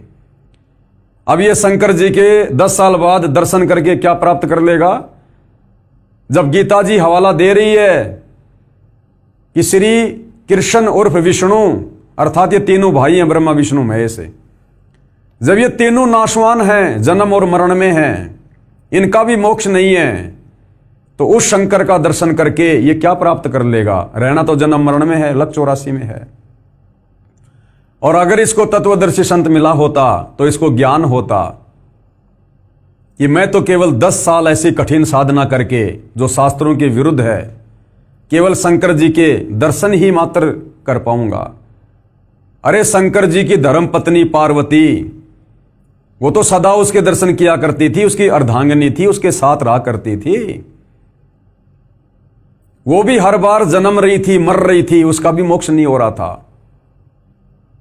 108वें जन्म में नारद जी ने आकर उसको बताया कि शंकर जी के गले में जो रुंड माला है ना, ये तेरे शीश हैं, तेरे मरने के बाद ये तेरे से इतना प्रेम करते हैं, मरने के बाद, और ये तेरा रुंड काटकर धागे में डालकर और अपनी माला बनाकर गले में पहनते हैं। तो पार्वती ने कहा कि ये क्या चक्कर है? तो नारद ने कहा कि माताजी तेरा मोक्ष नहीं हुआ, तुझे वो अमर मंत्र प्राप्त नहीं है, जिस अमर मंत्र को प्राप्त करके तेरी उम्र भी शंकर जी के जितनी हो जाएगी। यानी तू उस समय तक नहीं मरेगी जब तक भगवान शंकर नहीं मरेंगे। मरना अंत में दोनों को है। तो अगर इस भाई को अगर वास्तव में तत्व ज्ञान होता, सच्चे सतगुरु की शरण में होता, तो ये शास्त्र विरुद्ध साधना नहीं करता, अपने शरीर को बेवजह ये कष्ट नहीं देता। क्या करेगा 10 साल बाद में शंकर जी के 2-4 सेकंड के लिए दर्शन करके? अरे शंकर जी के दर्शन करने उनकी फोटो में कर लो। तो देख लो भाई और बहनों, आप और हमारे ऊपर पूज्य गुरुदेव भगवान ने कितनी बड़ी असीम रजा की है। हमें परमेश्वर ने किस प्रकार से भक्ति और भगवान के नाम पर भ्रम ने भटकने से बचा लिया। तो ऐसे भाई और बहनों, आप और हमने अनंत बार इस परमात्मा की प्राप्ति के लिए शास्त्र विरुद्ध साधना करके इसी प्रकार अपने शरीर को कष्ट दिया है, नष्ट कर दिया। अपने शरीर की भी हमने परवाह नहीं की, लेकिन हमें परमात्मा के दर्शन तक नहीं हुए। और आज साक्षात वो परमात्मा सह शरीर धरती पर प्रकट है। आज भी यदि हम मौका चूक जाएंगे, उनको ना पहचान कर, उनको परमेश्वर ना मानकर अगर हमने गफलत कर दी, उनके द्वारा दी गई भक्ति साधना में कोई त्रुटि कर दी, मर्यादाओं में कोई त्रुटि कर दी, भक्ति भाव में कोई त्रुटि कर दी, और यदि हमारे किसी भी कर्म और क्रिया से यदि गुरुदेव भगवान नाराज हो गए, फिर हम इसी प्रकार से जन्म और मरण में और ये कष्ट भोगेंगे। तो आज हमने इस मौके को चूकना नहीं है। तो क्या कहा जा रहा कि हे मानव, आप जिन्हें काल ब्रह्म की कठिन से कठिन साधना की, घर त्याग कर जंगल में निवास किया, फिर भिक्षा प्राप्ति के लिए गांव व नगर में घर घर के द्वार पर हंड्या अर्थात घूमा। जंगल में साधनारत साधक निकट के गांव या शहर में जाता है। एक घर से भिक्षा पूरी नहीं मिलती तो अन्य घरों से भोजन लेकर जंगल में चला जाता है।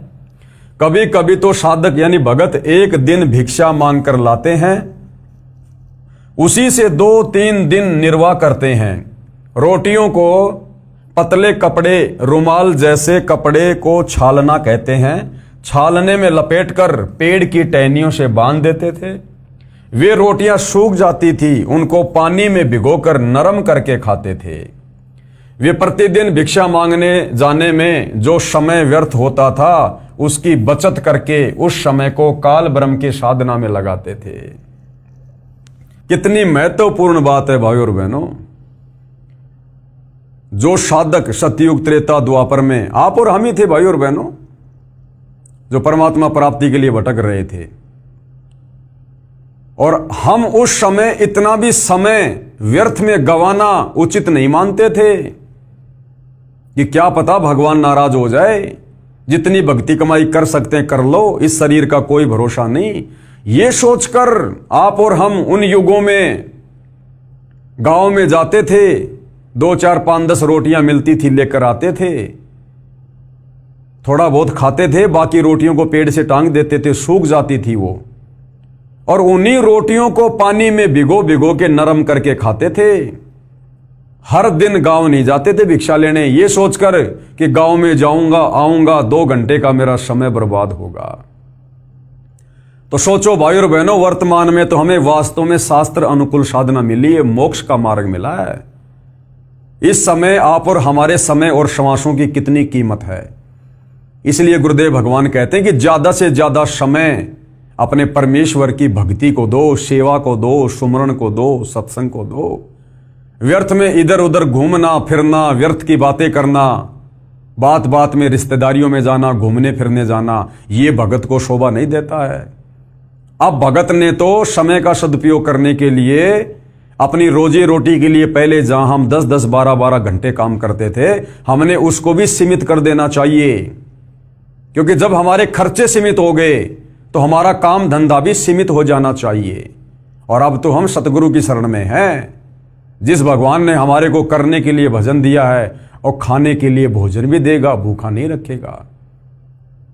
तो अब आप और हमारे समय और श्वासों की कितनी कीमत है, ये हमें समझ में आ जानी चाहिए। छालने में लपेटकर वृक्ष की टहनियों से बांध देते थे। वे रोटियां सूख जाती हैं, उनको पानी में भिगोकर नरम करके खाते थे। वे प्रतिदिन भिक्षा मांगने जाने में जो समय व्यर्थ होता था उसकी बचत करके उस समय को काल ब्रह्म की साधना में लगाते थे।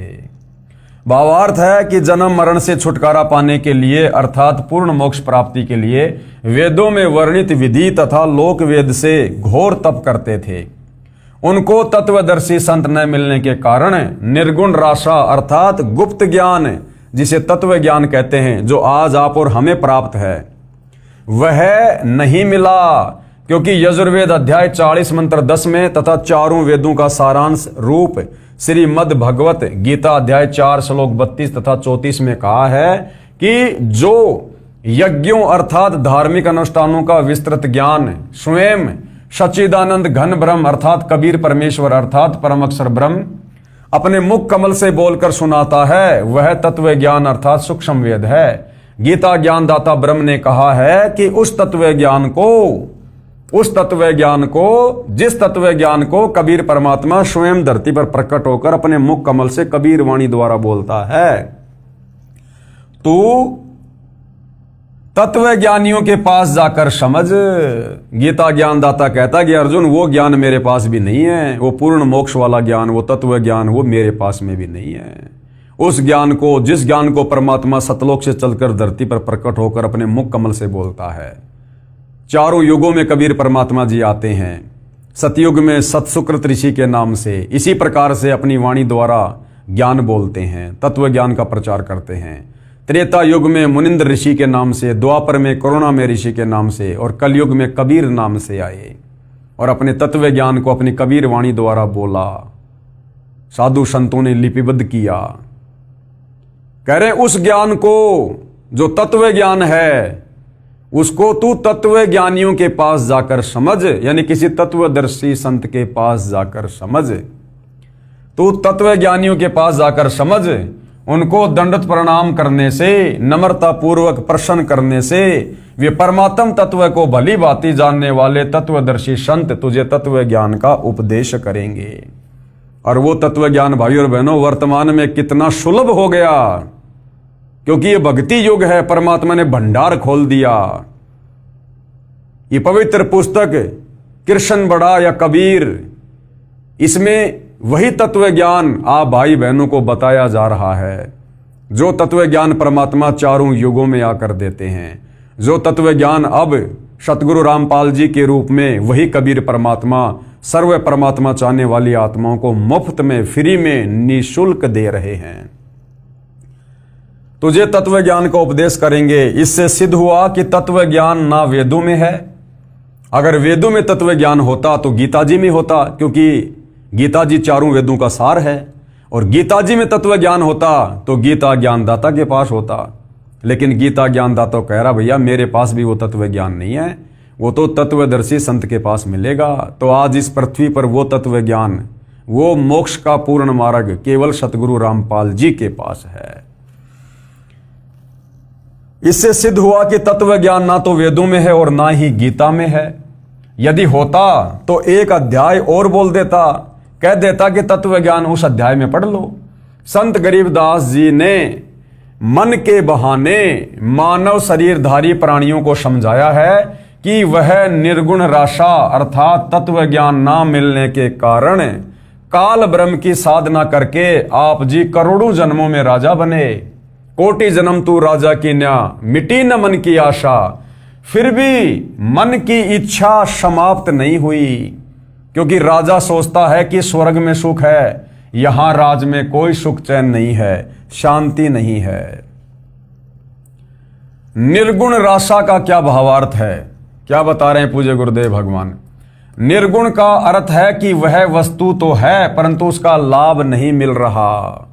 यानी वस्तु तो है लेकिन उसका लाभ नहीं मिल रहा, उसको कहते हैं निर्गुण। जैसे आसमान में बादल हैं, हमें दिखाई दे रहे हैं, यदि बादल से बरसात नहीं हो रही है तो हमें उसका कोई लाभ नहीं है। जैसे आम का बीज है, उस आम के बीज में आम है हमें पता है, लेकिन उस बीज को खाने से आम का स्वाद नहीं आएगा, उसकी विधि है। अर्थात इसी प्रकार भगवान सर्वत्र है, लेकिन भगवान को प्राप्त करने की, उसके लोक को प्राप्त करने की एक विधि, एक साधना है, वो तत्वदर्शी संत ही बताता है।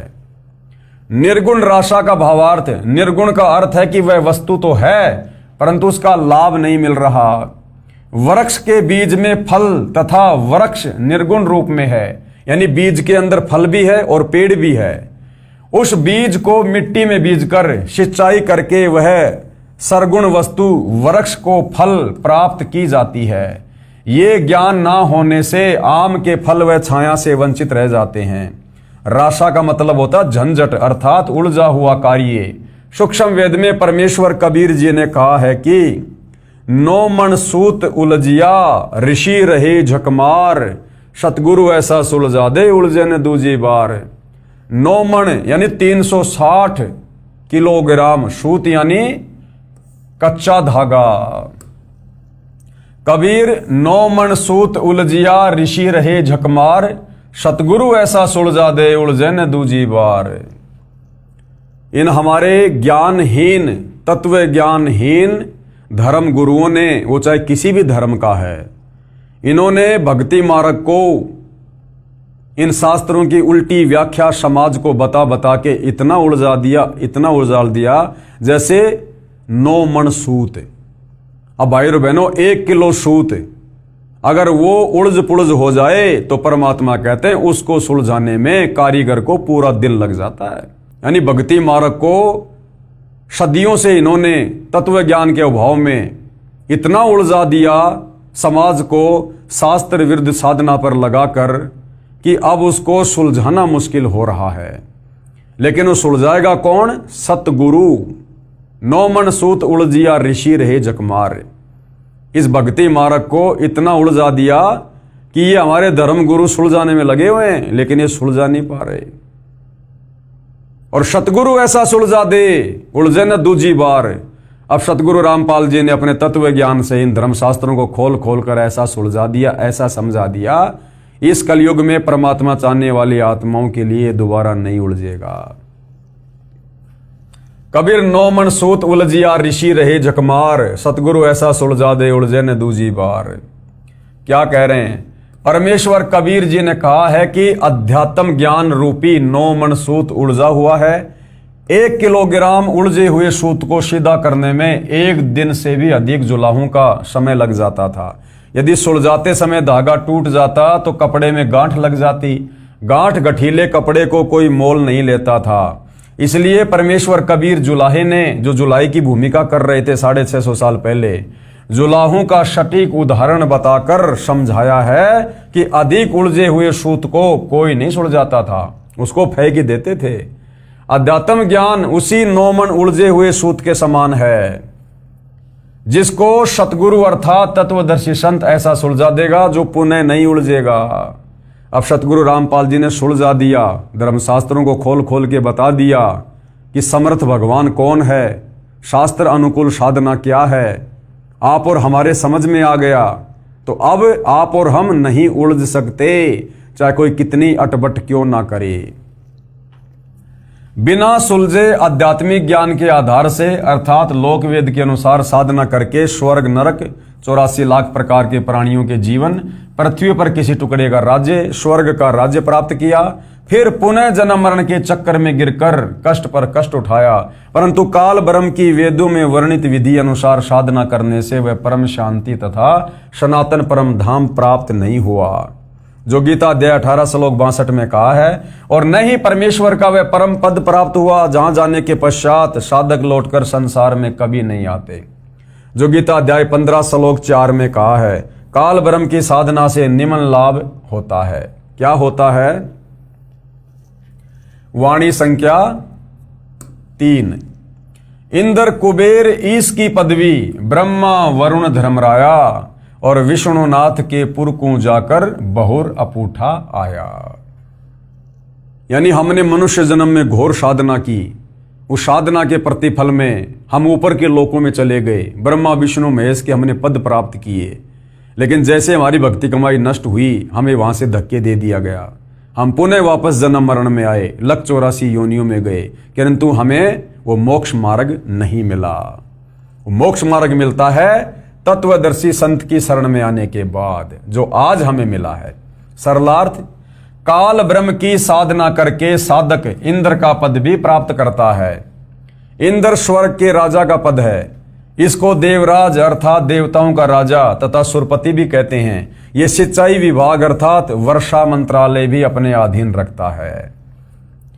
अब यहां पर गुरुदेव भगवान कह रहे हैं कि मन में एक प्रश्न खड़ा होगा कि इंद्र की जो पदवी है वो कैसे प्राप्त होती है, इंद्र की पोस्ट आत्मा को कैसे प्राप्त होती है।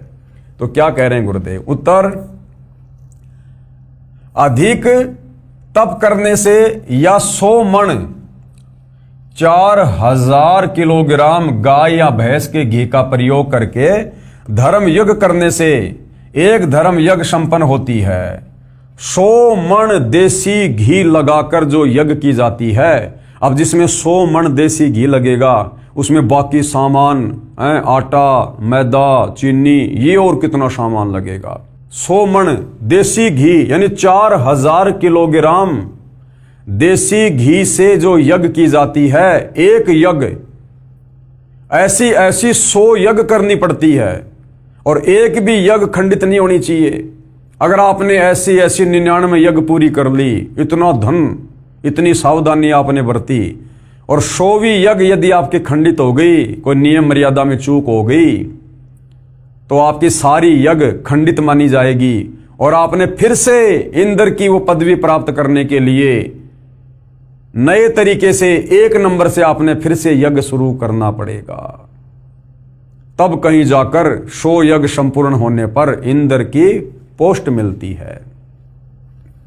अधिक तप करने से या 100 मण यानी 4000 किलोग्राम गाय भैंस के घी का प्रयोग करके धर्म यज्ञ करने से एक धर्म यज्ञ संपन्न होती है।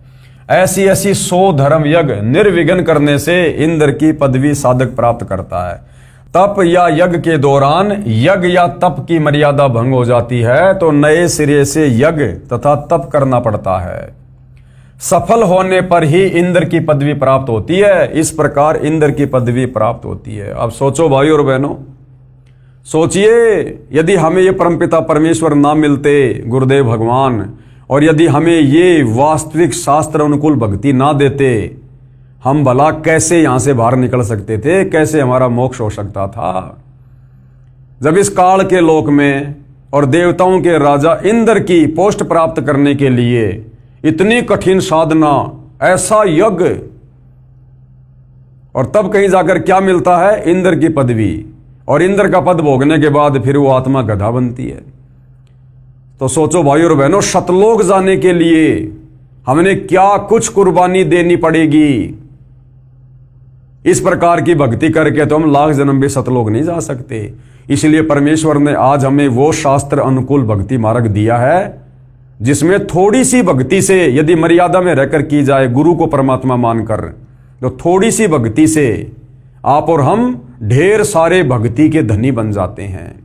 हमें जो गुरुदेव भगवान मंत्र देते हैं उनकी महिमा करते हुए बताते हैं कि एक शतनाम के मंत्र में यदि साधक मर्यादा में रहकर गुरु को परमेश्वर मानकर जाप करता है तो एक शतनाम मंत्र की इतनी कमाई है कि ये ब्रह्मा विष्णु महेश के जो 3 लोक हैं, स्वर्ग लोक, पाताल लोक और ये धरती पृथ्वी लोक, कहते हैं ये तो पासिंग है, पासिंग है, इनकी तो कोई वैल्यू भी नहीं है। इतनी कमाई, इतने भक्ति धन के धनी हम एक शतनाम की विधिवत जो है जाप से हम इतने धनी हो जाते हैं।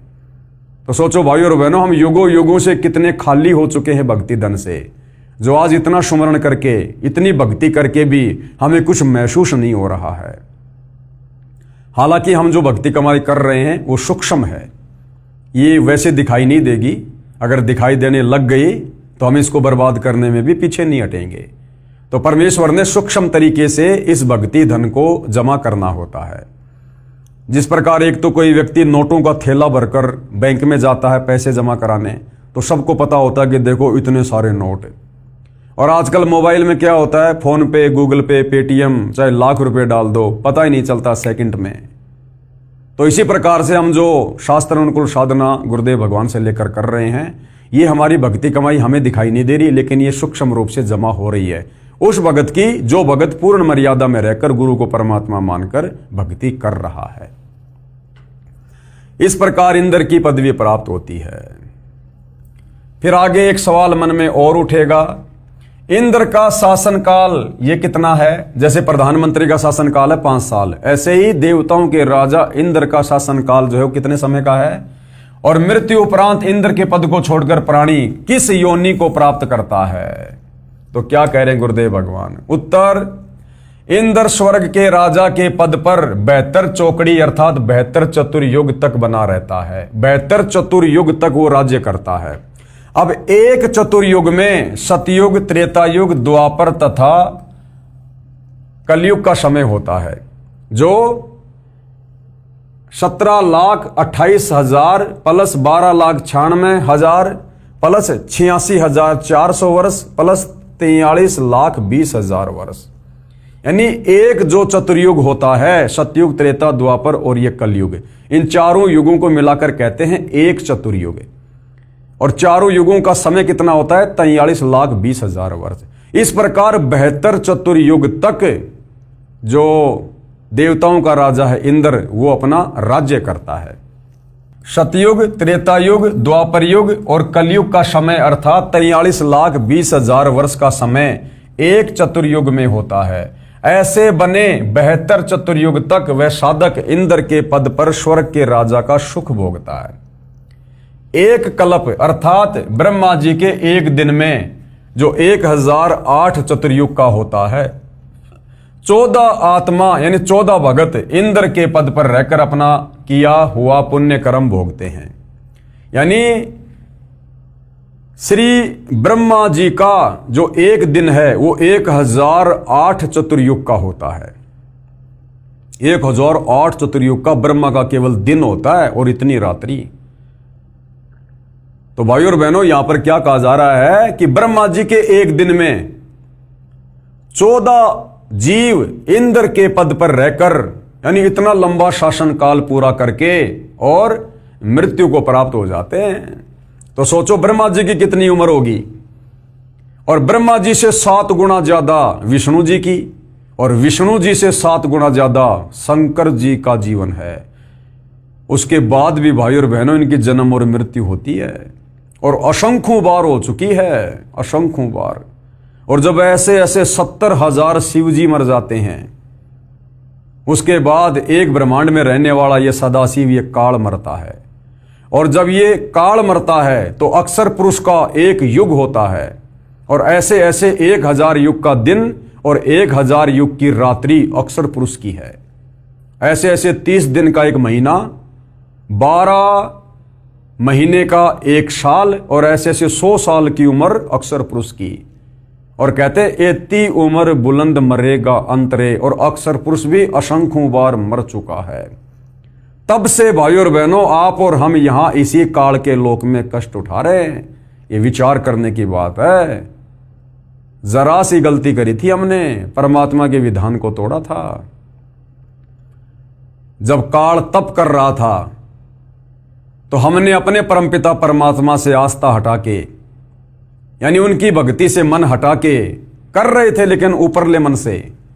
लेकिन हम विशेष कशक के साथ में इस काल को चाहने लगे जब यह तप कर रहा था, इसके झांसे में आ गए। और बीच बीच में हमें परमेश्वर जी ने, कबीर जी ने, गुरुदेव भगवान ने बहुत समझाया, आकाशवाणी की कि बच्चों इस नादान की नादानी को मत देखो, ये अपना कर्म फोड़ रहा है, तुम्हें सारे सुख प्राप्त हैं, क्यों इसके चक्कर में पड़ रहे हो, दुखी हो जाओगे। हम ऊपर से तो सावधान हो जाते कि ठीक है पिताजी अब की बार नहीं करेंगे, लेकिन फिर हमारे मन में उसके प्रति वही चाहत है। यानी परमात्मा से आस्था हटाकर हमने एक जीव के ऊपर आस्था लगाई, हमने अपने परमात्मा के वचन को तोड़ा, और उसकी हमने कितनी सख्त और कितनी लंबी सजा पाई। आज भी हम जेल में ही हैं, सतलोक नहीं गए अभी भी हम जेल में ही हैं। तो सोचो भाई और बहनों, आज स्वयं वो कबीर परमात्मा फिर से आप और हम पर दया करके इस पृथ्वी पर प्रकट है सतगुरु रामपाल जी के रूप में। और आज फिर से उन्होंने हमें भक्ति दे दी जो भक्ति हम सतलोक में करते थे, और आज हमें फिर से वही मर्यादा दे दी जो मर्यादा सतलोक में थी। आज यदि हमने फिर से उनके किसी भी वचन को तोड़ दिया, किसी भी मर्यादा को तोड़ दिया, तो सोचो भाई और बहनों फिर हमारे साथ में क्या बनेगी। ये दूसरा मौका दिया परमात्मा ने, और कहते हैं जीवन में 2 मौके और 1 बाल पर 2 छक्के ये किसी भाग्यवान को मिलते हैं। तो ये आप और हमारा दूसरा और अंतिम मौका है। अगर ये मौका चूक गए तो सोचो फिर हम और कितने लंबे समय के लिए यहां पर जन्म और मरण का कष्ट भोगेंगे। तो ये विचारणीय विषय है भाई और बहनों। और इंद्र के उस पद को भोगकर वो प्राणी गधे का जीवन प्राप्त करता है। यानी इंद्र का पद भोगकर फिर वो आत्मा क्या बनता है, 184 योनि में सीधा गधे की योनि प्राप्त करता है। तो भाड़ में जाए ऐसा सुख जिस सुख को भोगने के बाद गधा बनना पड़े। वो बेहतर चतुर्युगी इंद्र का सुख एक गधे के जीवन में काल निकाल देता है। अब भाई और बहनों, इस संवाद को, इस सत्य कथा को जो अभी अभी आपको सतगुरु रामपाल जी ने मौखिक बताई कि देवताओं के राजा इंद्र का पद प्राप्त करने के लिए साधक को कितना कठिन तप करना पड़ता है, या फिर 100 मण देसी घी की 100 यज्ञ करनी पड़ती हैं, तब जाकर इंद्र की पोस्ट मिलती है। और इंद्र की पोस्ट प्राप्त करके वो बेहतर चतुर्युगी यानी इतने समय वो वहां पर शासनकाल करता है 72 चतुर्युग तक। और जब उसका शासनकाल समाप्त हो जाता है उसके बाद वो सीधा लक 84 योनि में गधे की योनि से अपना नया जीवन शुरू करता है। अब ये सत्य कथा है, अमर कथा है। मामला चल रहा है जनता की अदालत में, और अदालत में कोई भी बात जो होती है वो परमाणु के साथ में रखी जाती है, सबूतों के साथ में। तो अब कबीर जी के वकील सतगुरु रामपाल जी कबीर जी को समर्थ परमात्मा साबित करते हुए, उनकी भक्ति को सर्वश्रेष्ठ भक्ति साबित करते हुए, और श्री कृष्ण जी अर्थात विष्णु जी की भक्ति को शास्त्र विरुद्ध साधना घोषित करते हुए जनता की अदालत में, जनता के सामने अब जो प्रमाण पेश करेंगे वो है हमारे हिंदू धर्म का शास्त्र मार्कंडे पुराण। ये कथा जो कि त्यों मार्कंडे पुराण में लिखी हुई है, जो हिंदू धर्म को शिरोधार्य है। उसके बाद हमने मानना पड़ेगा कि इस काल के लोक में हम किस प्रकार से इंद्र की पदवी प्राप्त करके भी, ब्रह्मा विष्णु महेश की पदवी प्राप्त करके भी, आज तो हम ये सोच रहे हैं यदि हम श्री ब्रह्मा विष्णु महेश की भक्ति कर लेंगे तो हमारी मुक्ति हो जाएगी, मोक्ष हो जाएगा। और गुरुदेव भगवान साबित करेंगे कि इंद्र की पोस्ट प्राप्त करके भी, देव पद प्राप्त करके भी, इस काल के विधान अनुसार हम फिर वापस लक 84 योनि में जाते हैं, गधे कुत्ते सुअर बनते हैं, कर्म भोगते हैं।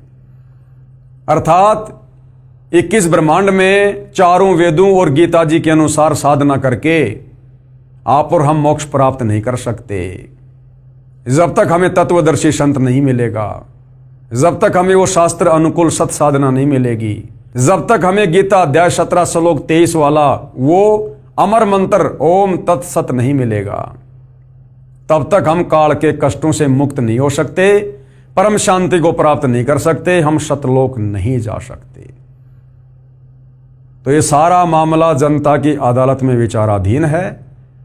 एक तरफ श्री कृष्ण जी के वकील हिंदू धर्मगुरु खड़े हैं, दूसरी तरफ कबीर जी के वकील सतगुरु रामपाल जी खड़े हैं, और सतगुरु रामपाल जी धर्मशास्त्रों को आधार बनाकर जनता के सामने सारे प्रमाण कि कबीर बड़ा या कृष्ण, कबीर की भक्ति सर्वश्रेष्ठ या कृष्ण की, कबीर की भक्ति शास्त्र अनुकूल या कृष्ण की भक्ति शास्त्र विरुद्ध, इस बात को प्रमाणित कर रहे हैं, ताकि सदियों से भक्ति और भगवान के नाम पर भ्रमित भगत समाज अपनी आंखों से अपने ही धर्मशास्त्रों में छुपी सच्चाई को देखकर तत्वदर्शी संत सतगुरु रामपाल जी से उपदेश लेकर अपनी आत्मा का कल्याण करवाए। तो भाई और बहनों, ये जो मार्कंडे ऋषि की जो कथा है, जो मार्कंडे पुराण में है, जिसमें इंद्र जी का संवाद है, इस विषय पर हम जनता की अदालत में कल रात्रि 8:30 बजे चर्चा करेंगे, और हम जानेंगे कि वास्तव में शास्त्र अनुकूल साधना के बिना हम कितना ही जप कर लें, कितना ही हम तप कर लें, कितना ही दान धर्म कर लें, हम ऊपर के लोकों में राजा बन सकते हैं, देवताओं के राजा बन सकते हैं, देव पद प्राप्त कर सकते हैं, देवताओं के लोक में हम उनके नौकर बन सकते हैं, परंतु हम मोक्ष प्राप्त नहीं कर सकते। और मोक्ष नहीं मिला तो क्या फायदा इतनी मेहनत का, इतने तप करने का, इतने यज्ञ करने का, व्यर्थ, यूजलेस। तो भाई और बहनों, कल जनता की अदालत में फिर पेश होंगे ये प्रमाण देखने के लिए, ताकि आत्मा को दृढ़ता मिले और हम तुरंत सत भक्ति पर लगें। तो कल परमेश्वर की सेवा में फिर हाजिर होंगे। तब तक पूज्य गुरुदेव भगवान हम सबको आज्ञा दे, आशीर्वाद दे, सद्बुद्धि दे, हमारा मार्गदर्शन करे, हम सबको भ्रमने और भटकने से बचाए। बंदी छोड़ सतगुरु रामपाल जी परमेश्वर जी की जय हो।